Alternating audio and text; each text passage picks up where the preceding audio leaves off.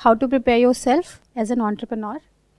So my question is कि there is lot of information, lot of knowledge, बहुत सारी books हैं और बहुत सारी चीज़ें हैं कि ऐसे कर लो, and these two they have already started. और I haven't started और मुझे actually में करना है. I'm doing something but I have to do that. So the topic is entrepreneurship. और आप दोनों ऑलरेडी स्टार्ट कर चुके हो अपनी एंटरप्रेन्योरशिप की जर्नी. आप माइक लेके बताइए. हेलो, मैं आर्किटेक्ट हूँ. After internships and everything I just wanted to touch the market a bit masters में जाने से पहले, टू नो कि क्या होना चाहिए जो मेरी फील्ड को आगे लेके जाए. मतलब to go there, to do something. So मैंने शुरू करा with a friend and we started going to, जैसे बहुत सारे मॉल्स हैं और जगहें जो ढंग से प्लान नहीं है.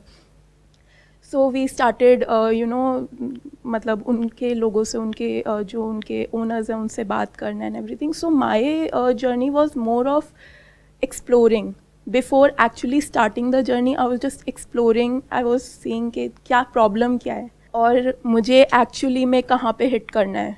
So now I am towards my masters and first job then masters. अभी तो आप एक्सपेरिमेंट कर रहे हो एक तरीके से.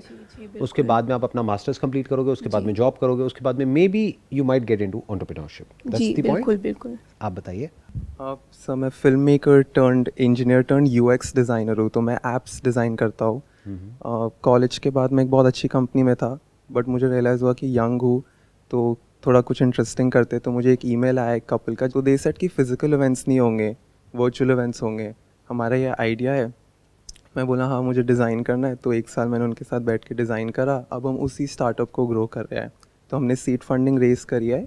अब धीरे धीरे लोग हायर कर रहे हैं और सीख रहे हैं. आपका कॉन्सेप्ट क्या है कि वर्चुअल जो इवेंट्स होंगे, how is it different from zoom meetings? Sir zoom तो बहुत बोरिंग होती है क्योंकि जूम की हर मीटिंग एक जैसी दिखती है. तो हमारे प्लेटफॉर्म पे एक वर्चुअल स्टेज है, एक वर्चुअल लॉबी है. आप घुसते हो, उसमें टीवीज़ है, वर्चुअल एग्जीबिशन है. तो ऐसा लगता है कि आप एक वर्ल्ड में घुस रहे हो. तो हम कंपनीज़ को ही टारगेट करते हैं, छोटे उसमें नहीं करते क्योंकि कंपनीज़ में मार्जिन ज़्यादा है. तो उसी में धीरे धीरे बढ़ तो बिजनेस शुरू हो गया है? You have started getting orders? हाँ जी sir. We are 98 people now. So you are one of the co-founders in that company और लाइक फाउंडर्स तो नहीं बोल सकता क्योंकि आइडिया मेरा नहीं था, but I am the one who designed the entire thing. What I am asking is, are you an entrepreneur और you are working in that company? I am working in that company. Okay, आप कुछ कहना चाहते हैं, बताइए. जो UX designing है, architecture भी धीरे धीरे उसी फील्ड में जा रहा है. बेसिकली ये स्पेस एक आर्किटेक्ट ने फिज़िकली डिज़ाइन करी है, but now everything would be design virtually. अब धीरे धीरे आर्किटेक्चर एक वर्चुअल वर्ल्ड डिज़ाइन कर रहा है. जैसे basically we would be entering into internet, something which is parallel to internet. हम इंटरनेट में एंटर करेंगे and spaces would be there where we can party, where we can experience. जैसे हम यहाँ बैठे बैठे we can experience a Mahal. Okay and मतलब बहुत सारी चीज़ें वो उस तरह से डिज़ाइन होने लगेंगी. So this is a field that architecture is getting into. And but उसमें आपका क्या एक्सपीरियंस है? मतलब how are you going to tackle that? Because जो आपका एजुकेशनल बैकग्राउंड है या जो भी आपने बैचलर्स किया या मास्टर्स किया है, वहाँ पे तो ये सब आपको सिखाएंगे नहीं. सर वो सारा खुद सीखना पड़ता है. एग्जैक्टली, हर चीज़ खुद सीखनी पड़ती है क्योंकि वो तो अभी है ही नहीं. वो तो फ्यूचर है. फ्यूचर में क्या होगा कि जो भी कुछ सो कॉल्ड फिजिकल है वो सब वर्चुअल में शिफ्ट हो जाएगा. वर्चुअली लोग हैंग आउट करेंगे, वर्चुअली पार्टी करेंगे, वर्चुअली शॉपिंग करेंगे.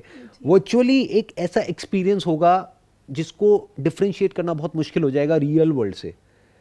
मतलब एक बार एक इंसान उस वर्ल्ड में गया देन इट वुड तो he will forget about it कि वो अभी एक्चुअल में ताजमहल के सामने है या वर्चुअली ताजमहल के सामने है. तो what you are saying is कि आर्किटेक्ट का भी उसमें एक रोल आ जाएगा, not just the UX developer और डिजाइनर, बट आपका भी एक रोल आ जाएगा कि how to plan that space, virtual space. You were saying something? हाँ बताइए. Yeah, this is what freaks me out. Like everybody is doing so. मतलब कोई टेक्नोलॉजिकल बहुत एडवांस है, किसी को स्टॉक मार्केट समझ में आता है. And I am like from commerce background and school पे जो भी अपॉर्चुनिटी अवेलेबल थी I did everything. Like debate करा लो, डांस करा लो, कल्चर फेस्ट करा लो, ड्राइंग करा लो, जो अपॉर्चुनिटी थी वो ग्रैब किया. अभी मुझे लग रहा है कि entrepreneurship is something I can do, but उस पर फिर ये स्किल भी तो चाहिए. और अगर स्किल नहीं है आपके पास तो आपको एक इंसान चाहिए होगा जो आपके लिए डिज़ाइन करके दे. अपने दोस्तों से करेगी क्या मेरे साथ? लाइक अरे नहीं, मैं तो जॉब ही करने वाली हूँ. तो लाइक वो टीम भी नहीं मिल पा रही और ना मैं देख पा रही हूँ कि वो टीम कौन होगी, वो ट्रस्ट कौन होगा. अपने फ्रेंड्स के यहाँ जाती हूँ, अगर उनके पापा बिजनेस मैन, तो उनसे पूछती रहती हूँ आपने कैसे किया था.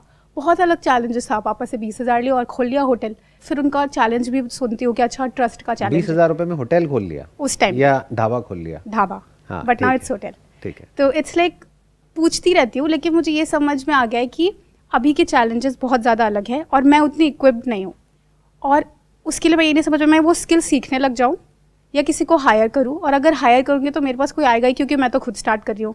तो I don't know where to, like कैसे स्टार्ट करूँ, like that is not important कि कैसे स्टार्ट करूँ, क्या स्टार्ट करूँ। What is important is what is entrepreneurship. क्या हमको पता है कि एंटरप्रेन्योरशिप क्या है? बिल्कुल ऐसा है कि मैं कौन सी गाड़ी चलाऊं, कैसे गाड़ी चलाऊं, ये इंपॉर्टेंट है, या पहले ये समझना इंपॉर्टेंट है कि गाड़ी होती क्या है? गाड़ी में ये ब्रेक होता है, ये गियर होता है, ये स्टीयरिंग होता है, ये तो हमें पता नहीं है। हम सीधा ही जंप मारते हैं और फिर एक्सीडेंट हो जाता है। The right question to ask is what is entrepreneurship. अगर ये क्वेश्चन का आंसर आपके पास में क्लियर कट है तो कुछ भी मुश्किल नहीं है, फिर सब कुछ बहुत आसान है। बट अगर ये क्लियर नहीं है और ये आपको लगता है कि मुझे पता है, which may be very different from जो रियलिटी है, तो आप स्टक हो। That is the reason because of which you are stuck. तो my question to you is what is entrepreneurship? I don't have much experience of myself, but जैसे आपने शुरू करा वैसे मेरे फादर ने करा, तो I was very lucky to have first hand experience. तो मेरे को हमेशा ऐसा लगता है कि एंटरप्रेन्योरशिप कोई एक चीज़ नहीं है। It's not just information, it's not just knowledge, it's everything. It's personality, it's experience, it's knowledge, it's connections, it's security, it's everything. और जब हम उसको बैलेंस करते हैं, जैसे गाड़ी सिर्फ गियर नहीं है, इट्स एवरीथिंग। आपके पास स्टीयरिंग आना चाहिए, आपको पता होना चाहिए कौन से गियर में गाड़ी चल रही है, आपके पास ब्रेक है, आपके पास सब कुछ, एक्सेलरेटर है, क्लच है। तो जब आप उन सबको मिक्स करके एक स्पीड में धीरे धीरे बढ़ते हो, रुकते हो, बढ़ते हो, रुकते हो, गिरते हो, बढ़ते हो, आगे बढ़ते हो, पर कॉन्स्टेंटली चलते हो। आप क्या कहना चाहते हैं इसके बारे में? सर ऑफ कोर्स मेरे पास भी पर्सनल एक्सपीरियंस नहीं है, but I love reading about Azim Premji या जमशेद जी टाटा। तो मुझे रियलाइज़ हुआ कि ये सारे लोग जो बहुत सक्सेसफुल एंटरप्रेन्योर्स हैं, they had the ability to recognise opportunity, and जैसे वो उस अपॉर्चुनिटी को देख रहे थे, they felt extremely excited about it. Most cases में क्या होता है, अगर बाकी लोगों को अपॉर्चुनिटी दिख भी रही है, they are not excited about it, but ये लोग बहुत एक्साइटेड थे। और क्या होता है कि when you are emotionally aligned, तो you have immense power coming from the inside. तो I feel that entrepreneurship is basically you being sensitive to opportunities that excite you, and then in the long run वो opportunities society को भी आगे लेके जाती है, क्योंकि इन सब लोगों ने सोसाइटी को भी बहुत कुछ दिया है।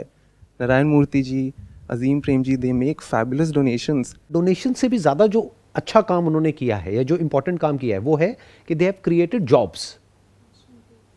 उन्होंने जो हमारी कंट्री है उसकी इकोनॉमी की जो ग्रोथ है उसको एक्सेलरेट किया है। वो ग्रोथ की वजह से ही सब कुछ हो पा रहा है। वो जो टैक्सेस आते हैं गवर्नमेंट के पास में, वहीं से तो सब कुछ होता है। तो वो ज़्यादा इंपॉर्टेंट है बजाय कि charity, because charity is more like a one of kind of a thing. बहुत लोग बहुत इंपॉर्टेंस देते हैं चैरिटी को, बट अगर आप मेरे स्टैंड पॉइंट से देखोगे, सबसे बड़ी चैरिटी ये है कि किसी इंसान का आप जिंदगी भर के लिए पेट भर दो, और सिर्फ उस इंसान का नहीं, उसकी पूरी फैमिली का। यानी उसको आप जॉब दे दो, वो भी एक सेफ एंड सिक्योर जॉब जहां पर कि rules and regulations properly defined हो और फेयर प्रैक्टिसेस हो, कुछ भी अनफेयर ना हो। जैसे मैं बहुत लोगों को जानता हूं जो टाटा की जो अलग अलग कंपनीज हैं वहाँ पर काम करते हैं, and I got to know कि वहाँ पे जो पॉलिसीज़ हैं वो बहुत ही फेयर है। तो इससे बड़ी कोई चैरिटी नहीं हो सकती है। तो वन इज दैट। सेकंड, आपने वर्ड यूज़ किया opportunity. What is an opportunity? अभी हम बात कर रहे थे व्हाट इज एंटरप्रेन्योरशिप, अब आप आए अपॉर्चुनिटी पे। व्हाट इज एन अपॉर्चुनिटी, और क्यों ऐसा होता है कि कुछ लोग अपॉर्चुनिटी को देख करके बहुत एक्साइटेड हो जाते हैं और बाकी लोग ऐसे होते हैं उनके आगे एक बहुत बड़ी अपॉर्चुनिटी होती है and they are indifferent to it, वो उसको देखते तक नहीं है। एक्साइटमेंट तो बहुत दूर की बात आ गई। हाँ बताइए। जो भी इंसान अपॉर्चुनिटी को पहले तो देखने की इच्छा चाहिए, फिर अपॉर्चुनिटी दिख जाती है। वहाँ पे दो सिचुएशंस मैंने देखी हैं। एक डर लगता है कि ये इतना सब कुछ कैसे सीखेंगे, फिर उसको कैसे अप्लाई करेंगे। दूसरा होता है कि ठीक है सीख लेंगे एंड लेट्स गो, जैसे जैसे आप रास्ते पे चलोगे वी विल हैंडल। तो वहाँ पे एक बहुत इंपॉर्टेंट पार्ट आ जाता है सेल्फ कॉन्फिडेंस और सेल्फ एस्टीम का। अगर सेल्फ एस्टीम और सेल्फ कॉन्फिडेंस दोनों अपनी प्लेस पे हैं तो आप करोगे, आप दांव पे लगाओगे अपनी चीज़ों को। पर अगर वो नहीं है, आपके प्रीवियस एक्सपीरियंसेस ये कह रहे हैं कि आपने कंटिन्यूस गलत डिसीजंस लिए हैं, तो आप नहीं लगाओगे। फिर भी अब जैसे मैं एक वर्ड यूज़ कर रही हूँ जो मेरी लाइफ में बहुत हुआ, फेथ। कभी कभी ऐसा होता है पास्ट एक्सपीरियंस अच्छे नहीं हुए, पर उस टाइम अगर आपके पास फेथ है, फेथ को पकड़ लो आप, तो वो सेल्फ कॉन्फिडेंस के साथ रोल प्ले कर सकता है। मैं आपसे एक क्वेश्चन पूछूंगा, आपने वर्ड यूज़ किया फेथ। फेथ के बेस पर आगे बढ़ना ज़्यादा इंपॉर्टेंट है, या फिर चाहे फेथ है चाहे नहीं है, अगर आप आगे बढ़ो तो सक्सेस मिलना ज़्यादा इंपॉर्टेंट है? हम आगे बढ़ेंगे तो सक्सेस मिलेगी, अपने आप में फेथ है। जैसे कि मैं अगर अपना पर्सनल एक्सपीरियंस शेयर करूँ, आपने एक बार एक बुक के बारे में हमें बताया था, थिंक एंड ग्रो रिच। मैंने वो इस मई 2021 में पढ़ी है। Before that I was totally in darkness. मैं सबके पास, अपने फ्रेंड्स जो मुझे लगता है कि स्मार्ट हैं, उन्होंने अपनी लाइफ को सेट किया है, उनसे सलाह ले रही हूँ, या फिर आपकी वीडियोस देख रही हूँ। मैं मतलब जितने भी सोर्स ऑफ इंफॉर्मेशन थी, मैंने सबको टैप करने की कोशिश करी। And somehow by I am a little faithful person, तो मैं ऐसे लक और फेथ वर्ड यूज़ करूँगी। बाय स्ट्रोक ऑफ लक मैंने आपकी वो वीडियो देखी, उससे मुझे रियलाइज़ हुआ कि इट्स नॉट जस्ट आपको कोई स्किल आनी चाहिए या फिर ये होता है या वो होता है। मुझे रियलाइज़ हुआ कि सक्सेस इज़ अ प्रोसेस, और जब आपको उस प्रोसेस पे फेथ होने लगता है, their faith comes, not deity and God. I believe in deity and God, but the true basis of faith came from the human's ability to dream about something. क्योंकि एक ड्रीम को actual reality बनाने के लिए आपको confidence लगता है, और अगर कॉन्फिडेंस ना हो तो फेथ लगता है। अभी आपने बहुत सारे अलग अलग वर्ड्स यूज़ करे, और अभी हमको एक भी वर्ड का मीनिंग एक्चुअल में क्लियर नहीं है, बट हम बहुत सारे वर्ड्स यूज़ कर रहे हैं।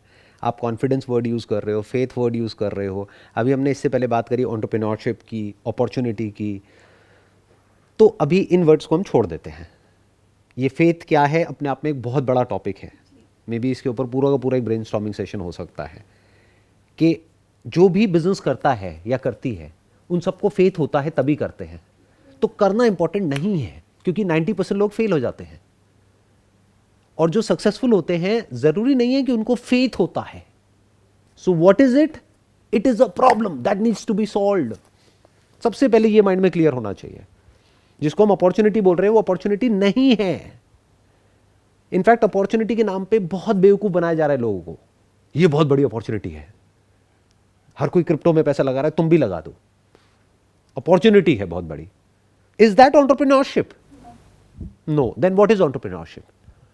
Entrepreneurship is different from an opportunity in the sense, जैसा कि लोग अपॉर्चुनिटी को समझते हैं।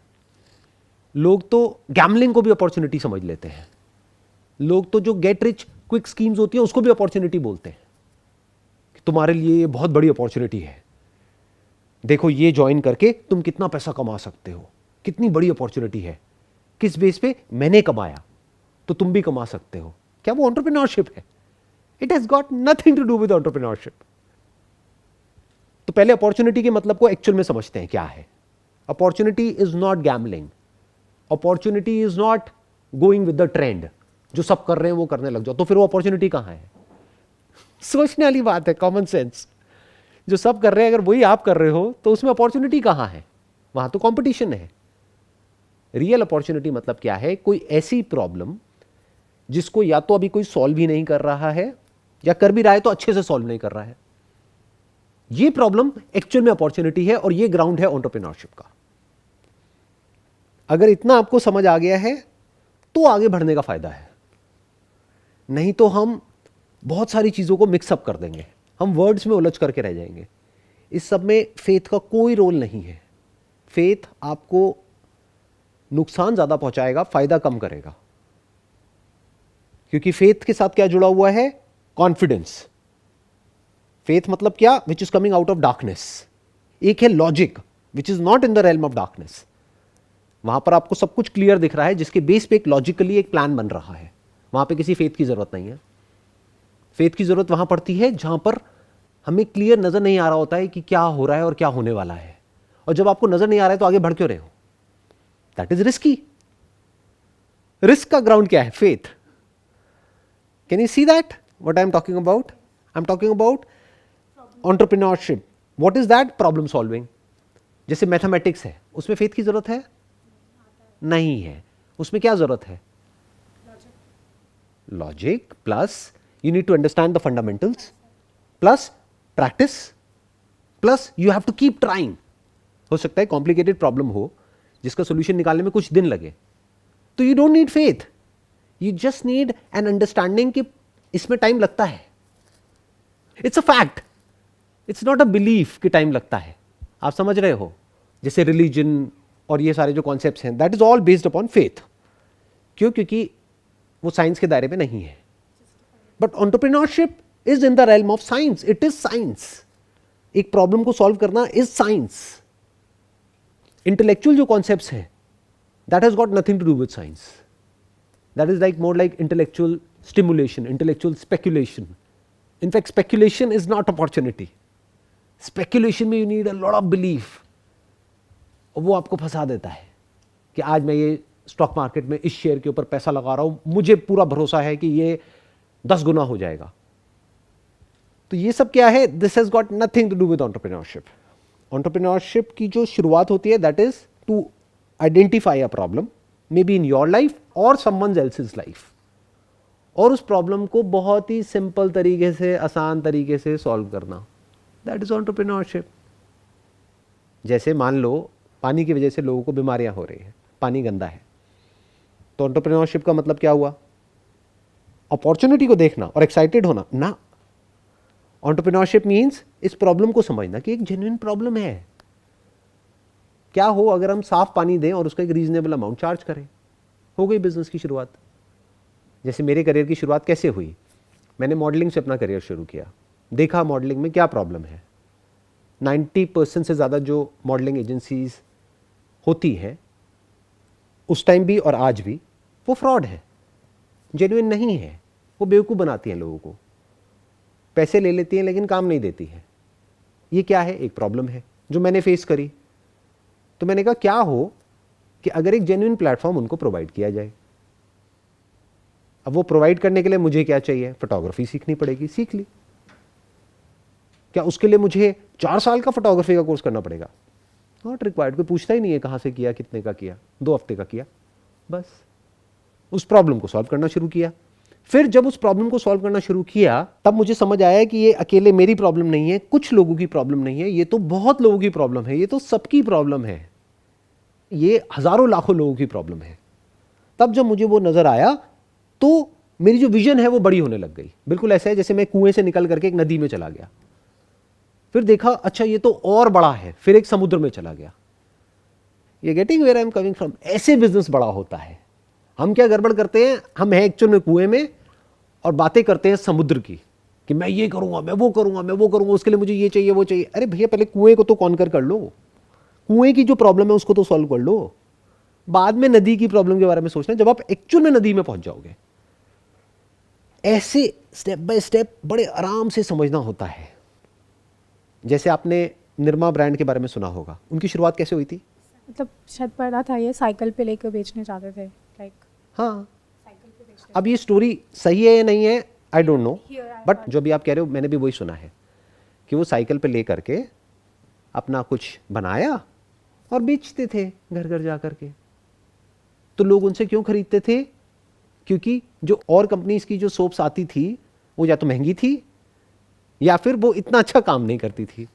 उन्होंने दोनों प्रॉब्लम्स को सॉल्व कर दिया. सस्ती और ज़्यादा अच्छे से सफाई. बस इतना ही तो है एंटरप्रेन्योरशिप. और क्या है? लोगों ने यूज़ किया, उनको अच्छा लगा, उन्होंने वापस से ऑर्डर किया. उन्होंने जब ऑर्डर किया तो उन्होंने दोबारा से बनाया, दोबारा से दिया, फिर वहाँ से पैसा आने लगा, फिर वो बिजनेस बड़ा हो गया. हम कॉम्प्लिकेटेड क्यों बना देते हैं एंटरप्रेन्योरशिप को इतना? Why do we make it so complex कि हम कुछ कर ही नहीं पाते हैं? Entrepreneurship is very simple. So called ये जो स्टार्टअप वर्ल्ड है उसकी तरफ जो रेस लगी हुई है, दैट इज डिफिकल्ट. बहुत बार क्या होता है स्टार्टअप वर्ल्ड में, लोगों के पास में एक प्रॉपर रेवेन्यू मॉडल नहीं होता है. वो प्रॉफिटेबिलिटी को दिखा नहीं सकते एक पेपर के ऊपर कि वहां क्या होगा, कैसे होगा. बातें होती हैं कि ये होगा, वो होगा, वो होगा 10 साल बाद, 20 साल बाद, मतलब एक्चुअल में कुछ पता ही नहीं है कि क्या होगा. इसी वजह से उसमें से मेजॉरिटी ऑफ स्टार्टअप्स जिनको फंडिंग मिलती है उसके बावजूद वो फेल हो जाते हैं। और सिर्फ फंडिंग नहीं मिलती है, पूरा का पूरा एक सपोर्ट सिस्टम मिलता है। जो वेंचर कैपिटलिस्ट है जो उनको फंड कर रहा है वो साथ में अपनी पूरी टीम भी उनकी आती है, उनकी नॉलेज, उनका एक्सपीरियंस भी आता है, उनका एक्सपर्टीज भी आता है, उसके बाद भी वो फेल हो जाते हैं। ऐसे बहुत सारे स्टार्टअप्स हैं जो बुरी तरह से फेल हो जाते हैं। क्यों हो जाते हैं? बिकॉज वो एक्चुअल में मोर ऑफ अ फैड है, एक ट्रेंड है जिसको वो फॉलो कर रहे हैं। देखा यूएस में, अच्छा वो स्टार्टअप शुरू हुआ है, उसको सीरीज ए मिल गया, बी मिल गया, सी मिल गया, उसको इतनी फंडिंग मिल गई, चलो उसी आइडिया को मैं इंडिया में अब शुरू कर देता हूं। They are not actually concerned about the problem, they are just interested in कि मेरे स्टार्टअप को फंडिंग मिल जाए, and I want to be the next unicorn, I want to be the next $1 billion company. तो वो trap है, that has got nothing to do with entrepreneurship. अभी जिनका भी आपने नाम लिया, अजीम हशम प्रेम जी और JRD टाटा, इन्फोसिस के जो मिस्टर नारायण मूर्ति हैं, दे वर एंटरप्रेन्योर्स एट हार्ट, क्योंकि उन्होंने प्रॉब्लम को देखा, उसको सॉल्व किया। तो ऐसे समझना होता है step by step. Entrepreneurship actual में बहुत आसान है, बट होता क्या है कि हम उसको इतना कॉम्प्लिकेटेड बना देते हैं अपने माइंड में कि हम या तो कुछ कर ही नहीं पाते हैं, करते भी हैं तो हम आगे नहीं बढ़ पाते हैं, स्टक हो जाते हैं। क्यों? क्योंकि क्लियरली हमें पता ही नहीं होता है कि हम कर क्या रहे हैं और क्यों कर रहे हैं। आपको एक बहुत मज़ेदार बात बताता हूँ। एक थॉट है जो आपके माइंड में होना चाहिए, जिस दिन आपने शुरू किया वहाँ से लेकर के एंड तक, और उसी थॉट पे आपको चलना है अगर एक्चुअल में कुछ बड़ा करना है तो। एक बुक है गुड टू ग्रेट, आपने शायद पढ़ी होगी, I am not sure, very interesting book. तो जो कंपनीज गुड होती हैं यानी कि मीडियोकर होती हैं, वो ग्रेट कैसे बनती हैं, उस बुक में उन कंपनीज की बात नहीं करी गई है जो ऑलरेडी ग्रेट थी या ग्रेट है, जो ईयर ऑन ईयर ग्रो कर रही थी, बल्कि बात करी गई वो कंपनीज गुड थी, या तो उनकी ग्रोथ रेट बहुत ही कम थी या ना के बराबर थी, फिर एकदम से ही एक्सेलरेट हुई, एकदम से कुछ ऐसा हुआ कि उसके बाद वो ग्रो होती ही चली गई, उसके बाद वो ग्रेट बन गई। तो ऐसा क्या हुआ? उसमें एक बहुत बड़ा रोल होता है कि एक चीज आपको सही करनी आनी चाहिए बस। यानी एक प्रॉब्लम है, पहले उसको आइडेंटिफाई कर लो और उसको अच्छे से सॉल्व कर दो।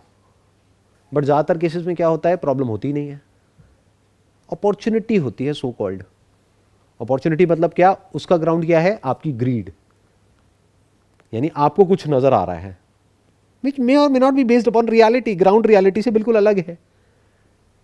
कस्टमर के पास आप लेकर के गए अपनी ऐप, सो कॉल्ड, बहुत लोग ये ऐप्स का बड़ा ट्रेंड चल रहा है आजकल, जिससे पूछो स्टार्टअप में क्या कर रहा हूं, अपनी ऐप बना रहा हूं, अरबों खरबों ऐप्स ऑलरेडी हैं। How is your app different? How is it adding some kind of value to the user? उसका क्लियर कट आंसर नहीं है उनके पास में, बस उनको अपॉर्चुनिटी नजर आ रही है। बढ़िया सी ऐप बना दी, बढ़िया मतलब क्या, जो उनको बढ़िया लगती है। जब वो ऐप फाइनली किसी के मोबाइल में गई, उन्होंने 1-2 दिन रखी क्योंकि ऐड देखी थी कहीं पर, तो डाउनलोड करी, 1-2 दिन यूज किया, हटा दिया, बेकार है। एंटरप्रेन्योरशिप को हम ये समझते हैं कि बहुत ही एक ग्लैमरस वर्ल्ड है, ऐसा नहीं है। यहाँ पर भी हर्ड मेंटालिटी चलती है, क्योंकि आदमी का जो दिमाग है, आदमी औरत व्हाटएवर, उसका जो दिमाग है वो तो वैसा ही है ना, वो प्रिमिटिव है, जानवरों के जैसा है, यानी कि वो हर्ड में चलता है, वो वही करता है जो सब कर रहे होते हैं। तो देखने में लगता है कि वो एंटरप्रेन्योर कुछ अलग कर रहा है, बट एक्चुअल में वो वही कर रहा होता है जो सब कर रहे होते हैं। सब क्या कर रहे हैं? सब बेसिकली फंडिंग को सीख कर रहे हैं, तो वो भी फंडिंग को सीख कर रहा है। अब वो क्या देखेगा कि फंडिंग मिलती कैसे है। अब जैसे जिसको मिली उसको तो मिल चुकी है, 1-2 प्लेयर्स आ गए ना, तो वो गैप फिल हो चुका है। अब वहां पे तीसरे की, चौथे की या 10वें की जगह ही नहीं है, बट हजारों लाखों लोग उसी में ट्राई कर रहे हैं। इसको इमेजिन कर लो, यहां पे 4 चेयर्स पड़ी हैं, बट यहां पर लाखों लोग हैं जो इन्हीं चेयर पे आकर के बैठना चाहते हैं। तो how that entrepreneurship is different from जो भी कॉम्पिटिटिव एग्जाम्स के वर्ल्ड में हो रहा है? How is it different? It's not different. वहां भी सक्सेस रेशियो अगर देखोगे कॉम्पिटिटिव एग्जाम्स में, that is 0.1%, 0.01%, what. Startup world में भी यही है। कितने लोग फंडिंग सीख करते हैं, उसमें से कितनों को मिलती है? तो फर्क क्या है? कुछ भी नहीं।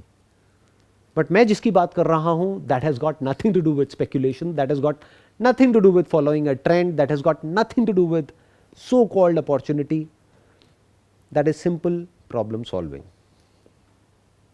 आप मुझे प्रॉब्लम बताओ, ये छोड़ो कि आपको क्या करना है क्या नहीं, मैं आपको बताऊंगा उस प्रॉब्लम को सॉल्व करके कैसे एक बिजनेस खड़ा किया जा सकता है. जैसे आपको क्लियर नहीं है कि मेरे माइंड में 1000 थॉट्स आते हैं कि मैं ये कर लूँ, वो कर लूँ, वो कर लूँ, जा करके मैं औरों से बात भी करती हूँ, लेकिन लोग मना कर देते हैं. क्यों कर देते हैं? क्योंकि अभी आपको खुद को ही क्लियर नहीं है कि मुझे करना क्या है. जब आपको क्लियर होगा तभी तो लोग जुड़ेंगे आपके साथ आकर के. जैसे अगर आपको रोड क्रॉस करनी है तो आप किस आदमी का जाकर के हाथ पकड़ोगे अगर आप खुद नहीं देख सकते हो तो? किसी ऐसे इंसान का जो देख सकता है. अब आप बताओ कोई ऐसी प्रॉब्लम जो आपने या तो खुद फेस करी हो या you are passionate about solving that problem, जो आपको क्लियर नजर आ रही हो कि दुनिया में लोग फेस कर रहे हैं और इसका अभी प्रॉपर सॉल्यूशन नहीं है. So many problems, like so many. Like Tell me about the biggest problem, not so many The biggest problems. problem of my life is food. I live in a PG. I see the channels जहाँ पे मुझे पता है कि अच्छा ये वाला नमक नहीं खाना चाहिए because it's not good for I have PCOD also. तो आई नो कि किस तरह का तेल अगर रिप्लेस कर देंगे तो पकौड़े तल के खाओ, हेल्थ को कुछ नहीं होगा. अगर तुम सरसों के तेल में खाओगे तो पकौड़े खाओ, कुछ प्रॉब्लम नहीं है. लेकिन तुम रिफाइन में खाओगे तो प्रॉब्लम है. इस नमक को चेंज कर दोगे तो तुम्हारी लाइफ आसान हो जाएगी. आई थिंक ये बहुत बड़ी प्रॉब्लम है और लोग बहुत माइंडलेसली कर रहे हैं. किसी को कोई फ़र्क नहीं पड़ता. देसी की सब्ज़ी का कलर अच्छा नहीं है यार, तो सब्ज़ी नहीं खाऊंगे. और पीजी में जो खाना आता है उसमें भी प्रॉब्लम है. कुछ भी नहीं करना है, सिंपल से जाके उनकी इंग्रेडिएंट्स को रिप्लेस कर देना है. तुम 10 रुपये वाला नमक लेते हो, कोई बात नहीं, 30 वाला हम नमक डाल देंगे, हेल्थ भी सही हो जाएगी. Plus my brother was laughing at me. मैंने कहा मैं आयुर्वेदिक फुल्की स्टार्ट करूँगी कि फुल्की खाना है ना तो आटे की फुल्की होगी और ऑयल का तेल में होगा और मसाला अच्छा होगा, खाते रहो फुल्की. तो पापा जय कम से कम 5 दिन ऐसे थे आयुर्वेदिक फुल्की स्टार्ट करेगी, तुझे बस पढ़ना नहीं है बस ये. तो आई थिंक ये फूड वाली प्रॉब्लम बहुत बड़ी है क्योंकि मेरे साथ ये प्रॉब्लम हो रही है. पीजी में आप रहते हो और वहाँ पर ये प्रॉब्लम फेस कर रहे हो. Why are you so passionate about this problem? Are you passionate about this problem? Yes, because I want to fit in my clothes and I know कि पूरी दुनिया की लड़कियाँ चाहती है फिट करना और उसका सबसे मेजर खाना है. लाइक कुछ भी कर लोगे तुम, खाना सही नहीं खाओगे, तुम कितनी भी एक्सरसाइज करोगे कुछ फ़र्क नहीं पड़ने वाला. खाना सही खाओ, एक्सरसाइज 10 मिनट की वॉक कर लो. मेरे को मतलब मैंने इस चीज़ पे इतना ज़्यादा कर लिया ना, लाइक खाने की रिसर्च, एक्सरसाइज की research, intermediate fasting, body mind, मुझे उसकी नॉलेज है और मेरी वो स्किल नहीं है. मैं कॉमर्स बैकग्राउंड से तो लोग वो मेरी स्किल समझते हैं, लेकिन मेरी स्किल ये है आई कैन टेल कि तुम वेट क्यों नहीं रिड्यूस कर पाए, आई कैन टेल कि इस खाने में क्या प्रॉब्लम है, अच्छा इसमें ये आयरन की कमी कैसे, आई नो दैट थिंग. आपने खुद ने लूज किया weight? Yes, but it's like Motu Patlu चलता है मेरे साथ. कभी कम हो जाता है. अभी एग्जाम आ रहा है कैट का तो पढ़ना होता है तो टाइम निकाल नहीं पा रही हूँ, तो पार्क में जाऊँगी तो आई नो की मतलब इट्स लाइक गेन होता है, गेन कम हो जाता है. लेकिन I know the process is well और वो वर्क भी करता है. दूसरों के लिए बता भी सकती हूँ, लेकिन देर like why will I hear you. अगर मैं तुम कुछ सही भी बता रही हूँ कि ये मत खाओ तो पीपल आर लाइक मैं क्यों सुनूँ, मुझे नहीं करना. तो ये अवेयरनेस कैसे आएगी? और प्रॉब्लम ये भी है comfort zone. It's like I can see अभी मैं टीचर में हूँ, उसके बाद ये कर लूँगी, उसके बाद ये कर लूँगी, इट्स लाइक सेट. इसके बाद यहाँ पे प्रॉब्लम है. तो कभी कभी ये भी होता है कि ठीक है कल कर लूँगी, अच्छा एग्ज़ाम के बाद कर लेती हूँ. अब जैसे ही एग्ज़ाम पास में आ रहा है और आई नो कि मैंने पूरी दुनिया को अब बोल के रखा है कि इसके बाद मैं पढ़ाई पे अपना टाइम नहीं वेस्ट करूँगी, this is the last chance I am giving, because 1 साल पढ़ लिया तो दोबारा पढ़ के देख लूँ. तो अब डर लग रहा है, अब लग रहा है अब तो कुछ करना ही पड़ेगा और अब वो डोर्स नहीं दिख रहे हैं. अब इट्स लाइक कि हाँ प्रॉब्लम है, इसकी प्रॉब्लम है, रेस्ट रूम की प्रॉब्लम है, बहुत सारी प्रॉब्लम है. कौन सी प्रॉब्लम सेलेक्ट करूँ? सारी तो प्रॉब्लम फेस करी है. होटल्स की प्रॉब्लम फेस करी है, ये सीड फंडिंग वाला Thales fellowship and all that मैंने डाला कि हाँ ठीक है फंडिंग मिल जाए. बिल्कुल सही, क्या करूँगी उस फंडिंग का? 20 लाख दे देंगे तो कहाँ लगाऊंगी? अभी थोड़ा क्लियर हो रहा है. आई थिंक मैं बहुत ज़्यादा बोल रही हूँ. Do you have something to say? Sir just one thing, जब आप प्रॉब्लम सॉल्विंग की बात कर रहे थे तो that's something that truly helped me and that is की बीइंग वेरी केयरफुल कि आपके पहले 4-5 कस्टमर्स कौन है. बिकॉज जब हम प्रॉब्लम सॉल्व करते हैं तो एजम्पशंस के बेस पे चलते हैं कि ये प्रॉब्लम है.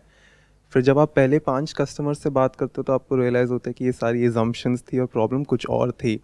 बट अ फ्लिप साइड ये कि अगर वो 5 कस्टमर्स गलत है तो वो आपको गलत फीडबैक दे देंगे और फिर आपका प्रोडक्ट ही पिवट हो जाएगा. कि जब आप बिल्कुल नए आते हो तो आपको होता है यार मुझे बताओ ना गलती क्या है. अगर कोई इनकरेक्ट आदमी आपके प्रोडक्ट को उस टाइम पे शिफ्ट कर दे तो बहुत बड़ी गलती हो जाती है. तो मेरे को ये लगता है कि जब आप प्रॉब्लम सॉल्विंग करो बी वेरी केयरफुल कि आपके इनिशियल 5 कस्टमर्स कौन है, क्योंकि उनका फीडबैक बहुत फंडामेंटल होता है टू योर प्रोडक्ट ग्रोथ. इसको इस तरीके से देखो, बेसिकली क्या है कि इट्स अ कॉम्बिनेशन ऑफ जो आपके कस्टमर्स हैं वो क्या बोल रहे हैं बिकॉज बोलते हैं ना कस्टमर इज़ ऑलवेज राइट, ऐसा नहीं है, क्योंकि कस्टमर तो कुछ भी बोलेगा। फॉर एग्जांपल जब हमने अपना साइट को लॉन्च किया तो कस्टमर्स ने बोला कि यार आपके पास में इस तरह की इमेजेस नहीं है, तो हम कुछ भी कर लें हमारे पास सब तरह की इमेजेस तो हो ही नहीं सकती। बिल्कुल ऐसा है, आप किसी शोरूम में गए और जा करके बोला कि आपके पास में ना इस तरह के कपड़े नहीं हैं, तो अब उस शोरूम वाले को ये समझना है कि मेरे पास में लिमिटेड जगह है, अगर मैं ऐसे हर एक की सुनने लग गया और अपने शोरूम को पूरा भर दिया तो मैं काम ही नहीं कर पाऊंगा, वहाँ पे चलने की जगह नहीं बचेगी। तो उस टाइम पे उसको क्लियर होना चाहिए कि वो मेरी विजन के साथ में फिट हो रहा है नहीं हो रहा है। यानी आपने प्रॉपर्ली क्या उस गैप को आइडेंटिफाई किया है, क्या उस प्रॉब्लम को समझा है, क्या वो उस प्रॉब्लम से कनेक्ट हो रहा है, या वो कस्टमर ऐसे ही कुछ भी फालतू का बोल रहा है। बिल्कुल ऐसा है जैसे मान लो इन्होंने खाने का काम शुरू कर दिया और कस्टमर ने आकर के बोला आपके पास खाने तो मिलता है लेकिन कपड़े नहीं मिलते, तो अब आप क्या कपड़े भी निकाल दोगे? या फिर वो कहेगा खाना तो मिलता है आपके यहाँ पे, हेल्दी तो है, लेकिन मान लो साउथ इंडियन में इस तरह का खाना नहीं है। तो अब अगर आप सब कुछ करने लग जाओगे तो आपके पास में एक छोटी सी किचन है, सब कुछ कैसे करोगे? You getting where I am coming from? तो ऐसा नहीं कि कस्टमर जो भी बोलेगा वो आपको करना है, क्योंकि वो करने लग गए तो अब आप पागल हो जाओगे, क्योंकि फोकस आउट हो गया ना। आपकी जो प्रॉब्लम है उसकी जो जड़ है वो ये है कि आपका माइंड दो जगह पे चल रहा है। एक MBA की तरफ चल रहा है जिसके साथ में बहुत कुछ जुड़ा हुआ है, एक फ्यूचर जुड़ा हुआ है, जॉब जुड़ी हुई है जिसके साथ में बहुत कुछ जुड़ा हुआ है। दूसरी तरफ से आप एंटरप्रेन्योरशिप भी करना चाहते हो, क्योंकि हो सकता है मेरी कुछ वीडियोस देख ली हैं, वहाँ से दिमाग ख़राब हो गया है, या फिर इधर उधर से सुन करके लोगों की बातें ये वो, तो दिमाग में दो चीज़ें चल रही हैं, एक एंटरप्रेन्योरशिप, एक ट्राइड एंड टेस्टेड पाथ कि MBA करो, उसके बाद में एक अच्छी कंपनी में जॉब करो, फिर ये करो वो करो, करियर और ये वो वटेवर। तो पहले तो ये कन्फ्यूजन चल रहा है। तो पहले आपको ये समझना है कि मैं किस डायरेक्शन में जाऊँ। अब ये फैसला आपके लिए मैं नहीं ले सकता, कोई नहीं ले सकता। अब आपको अपने आप से पूछना है, how sure you are about cracking CAT. If you are sure तो फिर अब आपको ये फालतू की चीज़ें जो भी हैं दिमाग से हटा करके पूरी तरह से वहाँ पे फोकस करना है। उसके बाद भी कर सकते हो एंटरप्रेन्योरशिप, किसने रोका है? Based upon your skills, your abilities, your way of working. ये नहीं कि मैं कर लूँगी, मैं कहूँगा on the basis of what. आपने पास्ट में कुछ किया है क्या ऐसा? मान लो उसको क्रैक करने के लिए दिन में 12 घंटे पढ़ना पड़ेगा, तो पहले आपने कभी पढ़ा है क्या? आप कहोगे नहीं मैंने आज तक 1 घंटा तो पढ़ा है, तो there is a strong possibility आप क्रैक नहीं कर पाओगे। एक्सेप्शंस आर ऑलवेज देयर, इस दुनिया में कभी भी कुछ भी हो सकता है, बट डेटा के अकॉर्डिंग देखा जाए तो आपके क्रैक करने की पॉसिबिलिटी बहुत कम है। इफ़ यू आर श्योर कि मैं क्रैक कर लूंगी, not based upon some faith but based upon logic, तब तो वहां पे अपनी एनर्जी लगाओ। बट अगर लॉजिक और डेटा ये कह रहा है कि आप क्रैक नहीं कर पाओगे, तो फिर तो वो वेस्टेज ऑफ टाइम हो गया, 1-2 साल खराब करने वाली बात हो गई। तो अब क्या करो? अब आपके अंदर से आ रहा है एंटरप्रेन्योरशिप, तो वो कैसे करोगे? बहुत सिंपल है। पहले ये देखो जितनी भी प्रॉब्लम्स है उन सब में से सबसे ज़्यादा पैशन आपके अंदर कहाँ से आ रहा है, वो मैं देख पा रहा हूँ आपकी बातों में, वो फूड से रिलेटेड आ रहा है।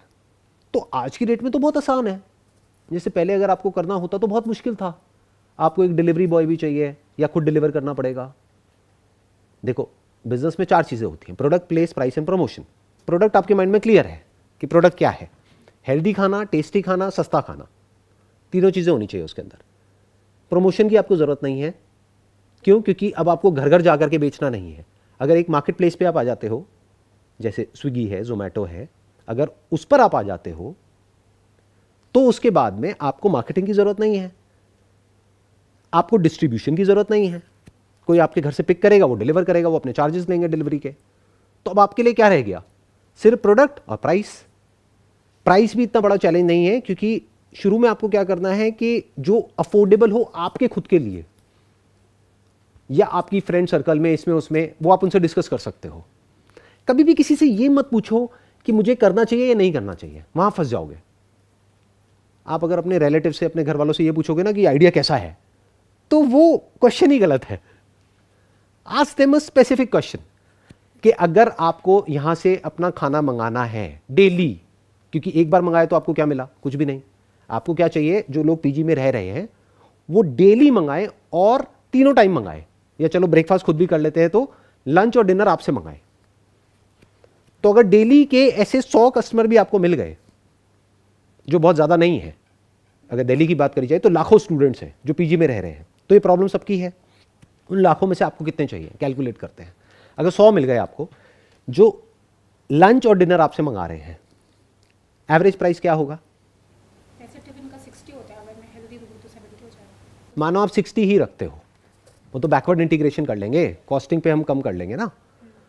आप इसको ऐसे देखो, ना आप सस्ता रखते हो ना महंगा रखते हो, क्योंकि अगर 60 रुपये का मिल रहा है, आपने 70 कर दिया तो सामने वाला सोच में पड़ जाएगा कि महंगा है, क्योंकि वो 70 नहीं है ना उसके लिए 140 एक दिन का है, मतलब महीने का 4200 है खाने का, इसको ऐसे समझो। तो आप उसको ना बढ़ाओ ना कम करो, आप ये देखो मार्केट ऑपरेटिंग रेट क्या है, वो आपने कहा 60 रुपये है, 60 रुपये में वो क्या दे रहे हैं उनसे मंगा लो, ये R&D हो गई। 4-5 लोगों से मंगा के देखो, आपने देखा अच्छा वो ये दे रहे हैं, ये दे रहे हैं, ये दे रहे हैं, तो एक तो आपने ज़्यादा दिया और प्लस लोगों को थोड़ा सा ज़्यादा मिल जाए तो बड़ा अच्छा लगता है। जैसे जब कहीं से जूस पीते हो तो जूस इतना अच्छा नहीं लगता, जब एंड में वो जो बचा हुआ थोड़ा सा देता है ना, वो बड़ा अच्छा लगता है, फिर इंसान दोबारा जाता है उस जूस की दुकान पे। तो आपने क्या किया, थोड़ा सा कुछ एडिशनल दिया, या थोड़ा सा कुछ ऐसा दिया जो और लोग नहीं दे रहे हैं, जिससे कि मज़ा आ गया। मे बी हेल्दी मीठा या may be something else, I am just thinking कि ऐसा क्या दोगे। हो सकता है थोड़ी सी नमकीन या कुछ भी ऐसा कि खाने के साथ में थोड़ा बोरिंग है तो थोड़ा सा कुछ करारा आ गया, थोड़ा सा कुछ मीठा आ गया, थोड़ा सा कुछ कर दिया साथ में, ताकि वो एक्चुअल में मज़ा आए और हर बार कुछ अलग होए, ताकि उनको एक सरप्राइज एलिमेंट बना रहे कि दोपहर को कुछ और, नहीं तो बोरिंग हो जाता है ना सेम सेम सेम, फिर वो क्या करेंगे, चेंज करेंगे, वो किसी और से मंगाएंगे। तो आपने डिसाइड कर लिया कि हफ्ते में 7 दिन में मैं रोटेट कर दूंगी, मे बी उसको ऑप्शन दे दिया। आजकल तो उनके पास में ऑप्शन होता है सिलेक्ट करने के लिए कि आपको ये चाहिए, ये चाहिए, ये चाहिए, एड ऑन में। एड ऑन को सस्ता कर दो ना, मे बी 5 रुपए 10 रुपए, ऐसे करते करते 60 रुपए का आप 70 रुपए 80 रुपए पे पहुंच जाओ, डायरेक्टली मत पहुंचो। तो अगर आपने ये किया और आपको 100 लोग भी मिल गए जो महीने का 4000 रुपए का आपसे खाना खरीद रहे हैं, 4000 कैसे आए ये क्लियर है ना? 60 इंटू 2, 2 मील यानी कितना हो गया, 120, 120 इंटू 30 कितना हो गया, 3600, ठीक है। 3600 रुपए एक पर्सन से आपके पास में आया, यानी 100 लोगों से कितना हो गया, 3,60,000। उसमें से आपका एक्सपेंस निकाल देते हैं, एक्सपेंस कितना होगा, आपने कुछ वर्किंग करी होगी या कुछ कैलकुलेशंस करी होंगी। अगर 60 रुपीज़ है वो खाना तो 30 रुपीज़ ही पड़ता है, प्लस जो प्लेटफॉर्म है जिसके थ्रू आप सेल कर रहे हो उनका भी कमीशन है और है वो सब है। तो अगर मैं मानूँ आपका मार्जिन ऑपरेटिंग एक्चुअल में सिर्फ 25% ही आता है, फूड में वैसे इससे ज़्यादा होता है मार्जिन, बट मैं मानता हूँ एंड में सब काट पीट के आपके हाथ में 25% बचता है। तो आपकी रेवेन्यू कितनी हुई एक महीने की, 3,60,000, उसमें से आपने कितना कमाया, 25%, that is close to around near about 80,000। तो 80,000 रुपये आपका प्रॉफिट हो गया एक महीने में। और ये स्टार्टिंग है, अगर इस काम को और अच्छे से करोगे तो वर्ड ऑफ माउथ भी फैल सकता है, यानी जिसको अच्छा लगा एक्चुअल में अगर आपके खाने में कुछ ऐसा हुआ जो औरों से बिल्कुल अलग है, I'm not cook, I have to arrange तो that सीख लो also. कुकिंग क्या है, कुकिंग क्या होती है, बहुत मुश्किल है क्या, मेरे को भी आती है बेसिक कुकिंग। तो कुकिंग में क्या है, कुकिंग के छोटे छोटे कोर्सेज होते हैं, प्रॉपर आपको कुक बनने की जरूरत नहीं है, छोटे छोटे कोर्सेज होते हैं ना। कुक अरेंज नहीं करना होता है, खुद करना होता है। कुक की शुरू में क्या जरूरत है, अभी आप कुक अरेंज करोगे तो बेकार में आपके ऊपर प्रेशर आ जाएगा। ये भी एक बहुत इंपॉर्टेंट पॉइंट है समझने वाला, ध्यान से समझना मेरी इस बात को। चाहे तो आप एक कुक भी अरेंज कर सकते हो, लेकिन अगर आपका फाइनेंशियल बैकग्राउंड इतना स्ट्रांग नहीं है तो मैं रिकमेंड नहीं करूंगा, क्योंकि आप अननेसेसरी अपने ऊपर प्रेशर क्रिएट कर रहे हो। और प्लस आप जब खुद ही नहीं समझते कि कुकिंग क्या होती है, आप किसी को क्या समझाओगे। उस कुक को जैसे आप कुछ बोलोगे ना करने के लिए, वो हंसेगा या हंसेगी, वो कहेंगे पता तो कुछ है नहीं मैडम को, ऐसी कुछ भी आ करके बोलती रहती है। अगर मैं फोटोग्राफी के बारे में जा करके अपनी कंपनी में किसी को कुछ बोलूंगा तो मुझे पता तो होना चाहिए अपर्चर क्या होता है, शटर स्पीड क्या होती है, डेप्थ ऑफ फील्ड क्या होता है, ये क्या होता है, वो क्या होता है। नहीं तो वो कहेंगे कि ये बाबू तो बेवकूफ़ है, कुछ भी बोलता है। You getting where I am coming from. तो उसके 2 बेनिफिट हो रहे हैं, एक आप कुकिंग सीख रहे हो, और कुछ नहीं तो अगर काम नहीं भी चला लाइफ में, कुकिंग तो काम आएगी, खुद के तो काम आई जाएगी। अगर कुकिंग का आपने बेसिक सा कोर्स कर लिया 5-10 हज़ार रुपये का कहीं से, तो आपका गया क्या, एक हॉबी की तरह देख लो। और घर से आपने शुरू किया, अगर पूरे महीने में 10 ऑर्डर भी आए तब भी आपका गया क्या, कुछ भी नहीं। और जब ऑर्डर बढ़ जाएंगे तो कुक रख लो और उस कुक को खुद ट्रेन करो। अब अगर वो कुक नहीं भी है तब भी आप उसको कुक बना सकते हो अगर आप खुद कुक हो तो। जैसे हमारी कंपनी में जितने भी फोटोग्राफर्स हैं उन्होंने एक्चुअल में कहीं से कोई प्रोफेशनल कोर्स नहीं किया हुआ है फोटोग्राफी का, उन सबको मैंने सिखाया है। समझ रहे हो मैं क्या कहना चाह रहा हूं? इट्स सिंपल एक्चुअली, बट हम करते क्या, हम चीज़ों को कॉम्प्लिकेटेड कर देते हैं। जैसे आप घर पे जाकर के बात करोगे मेरे को कुक को रिक्रूट करना है, अच्छा उसकी सैलरी है 15,000 रुपये, वो कहेंगे चुपचाप बैठ जाओ। बट अगर आप खुद कुकिंग का कोर्स करने जा रहे हो तब तो मुझे नहीं लगता कि आपके घर वालों को कोई प्रॉब्लम होगी किसी तरह की। खुश हो जाएंगे। क्यों? बैक टू द बेसिक, यही तो चाहते थे। खाना बनाओगी, रोटियां बनाओगी, मैं सिखा देती हूँ, मम्मी सिखा देगी, अम्मा सिखा देगी, अम्मा की रेसिपी कितनी अच्छी होती है। तो बहुत लोग बैठे हैं सिखाने वाले, वहाँ से सीख जाओगे, नहीं तो प्रोफेशनली भी सीखो और उनसे भी सीखो, सबसे मिला करके सीखो ना। खुद पहले एक कमाल के कुक बनो ना, तभी तो एक्चुअल में you are passionate about solving the problem. नहीं तो you are just interested in money कि मैं फटाफट से कुक रखूंगी, उसको इतना सैलरी दूंगी, इतना यहाँ से ये बिक जाएगा, फिर इतने पैसे आ जाएंगे। Now you are looking at the opportunity, not the problem. The real problem is not कि अच्छा खाना नहीं है, अच्छा खाना मिलता है। प्रॉब्लम यह है कि ऐसे लोग जो कि पैशनेट हैं कुकिंग को लेकर के, जो उस कुकिंग में सिर्फ कुक ना करें बल्कि अपना पूरा पैशन उसमें झोंक दे, ऐसे लोग बहुत कम है। तो if you can be one of them, तो ये आपकी फाउंडेशन हो गई आपकी कंपनी की। इसके ऊपर अब आप कितनी भी बड़ी बिल्डिंग खड़ी कर सकते हो। ऐसे बहुत कम लोग सोचते हैं।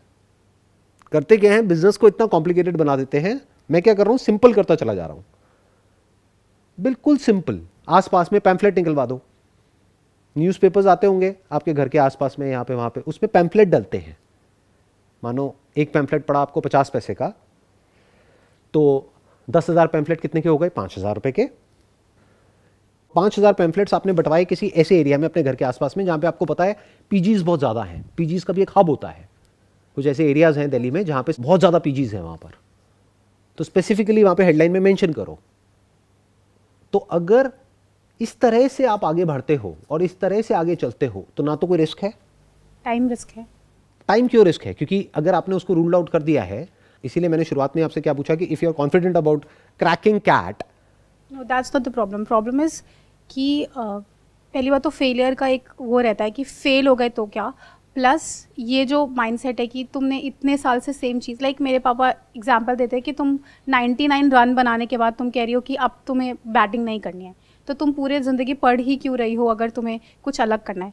That's okay, it's fine. लेकिन मैंने ये चीज़ करी। क्या अभी हम एक बार को जो और लोग कहते हैं फैमिली में, इसमें उसमें, उनको सबको एक बार साइड में रख सकते हैं? अभी आपकी बात करें, क्लियर? फैमिली इज पापा ना, वो कैसे आपके बारे में गलत बोल सकते हैं? नहीं नहीं, that is okay, but all I am saying is कि उनको कैसे डील करना है वो आपके पापा है, मेरे पापा तो नहीं है, तो आप अपने आप देखोगे कि उनसे कैसे डील करना है, राइट? अभी हम वहाँ नहीं जाते हैं। तो अभी हम बात करते हैं कि जहाँ से इस टॉपिक को हमने शुरू किया था आज के सेशन को, दैट इज एंटरप्रेन्योरशिप। आपको क्लियर हुआ एंटरप्रेन्योरशिप क्या है? हाँ, अब इसके साथ में जो प्रॉब्लम्स हैं वो आपकी प्रॉब्लम है, मेरी नहीं है। कि आपके घर वाले आपको सपोर्ट कर रहे हैं, नहीं कर रहे हैं। हो सकता है आपके घर वाले सपोर्ट करेंगे, आपके नहीं करेंगे, तो that is your personal problem. I have got nothing to do with that. जैसे आप किसी कॉलेज में जाते हो, अपने प्रोफेसर को बोलोगे मैं MBA तो कर रही हूँ, आप मुझे पढ़ा भी रहे हो, लेकिन बाद में मेरे जो इन लॉज है मुझे नहीं लगता मुझे जॉब करने देंगे। वो कहेगा तो मैं क्या करूँ? तो दैट्स योर प्रॉब्लम। तो वो कैसे सॉल्व करना है वो आप देखो, करना है नहीं करना है। बट अभी बिजनेस मॉडल क्लियर हो गया आपको, उसमें क्या चैलेंज है बताओ? ये हमने कर लिया और हमने 2-3 साल किया, लाइक हम कर रहे हैं और थोड़ी बहुत ग्रोथ मिल रही है। पर एक मिनट, 2-3 साल कहाँ से आ गया? 2-3 महीने क्यों नहीं? 2-3 महीने में रिजल्ट दिख जाएगा आपको। अलग अलग बिजनेसेस में अलग अलग तरीके से टाइम फ्रेम होता है। जैसे मैंने फोटोग्राफी करी तो मेरे को 15 दिन में, 1 महीने में रिजल्ट दिख गया। मैंने ऐड निकाली, लोग आए, उन्होंने शूट कराया, मुझे पैसा मिला, ऐड का खर्चा बाहर हुआ, 10-12 हज़ार रुपये ऐड का खर्चा था, 20-21 हज़ार रुपये मिला, काम खत्म, 8-10 हज़ार रुपये कमा लिया, वहाँ से शुरुआत हो गई। तो एक बात समझनी है अच्छे से कि आपके पास में रिपीट ऑर्डर्स आ रहे हैं नहीं आ रहे हैं, ये पैरामीटर है आपकी सक्सेस का और फेलियर का। अगर आपने जो खाना बनाया उसमें रिपीट ऑर्डर्स आए, जो 2-3 महीने में, 4 महीने में, 6 महीने में पता लग जाएगा, तो इसका मतलब उनको आपका जो प्राइस है, जिस भी लेवल पे आपने प्राइस किया हुआ है अपने प्रोडक्ट को, प्लस आपके प्रोडक्ट की क्वालिटी है, उसका टेस्ट है, वो सब पसंद आ रहा है। आपका जो कॉन्सेप्ट है, हेल्दी फूड, न्यूट्रिशियस फूड, इसमें इस तरह का नमक है, ये सब बताओगे आप वहाँ पर, कितनी कैलोरीज हैं, कितना क्या है, ये सब हो ही रहा है। बट और ज़्यादा अच्छे से आप देखोगे कि मैं और ज़्यादा अच्छे से कैसे प्रेजेंट कर सकती हूँ। This is all part of packaging of the product. Product भी इंपॉर्टेंट है, पैकेजिंग भी इंपॉर्टेंट है। ये सब आपने किया, तो अब आपको क्या देखना है अगले 2-3 महीने में कि क्या लोग एक एक बार ऑर्डर करके छोड़ रहे हैं या बार बार ऑर्डर कर रहे हैं। अगर एक एक बार ऑर्डर करके छोड़ रहे हैं तो इसका मतलब आपके प्रोडक्ट में कमी है, अब उसको इंप्रूव करो। अगर बार बार ऑर्डर कर रहे हैं तो अच्छा लग रहा है।